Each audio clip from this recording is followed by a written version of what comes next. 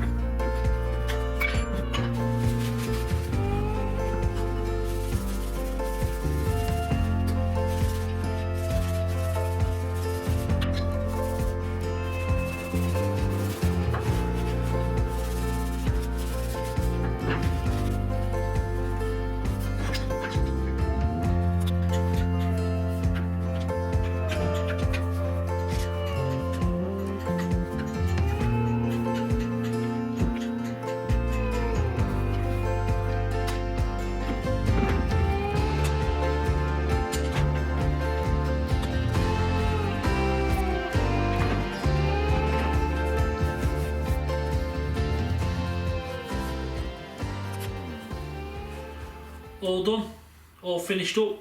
Really nice to use up this oak, what's from them door fronts. I've had them for a few years now kicking about, so it's nice to finally find a use for some of it. I've still got lots more, but it's nice to use a little bit of it up. I think it's give it a nice frame. I'm going to drop that down at my cenotaph on Sunday morning. I might even do Saturday night, but if not, Sunday morning.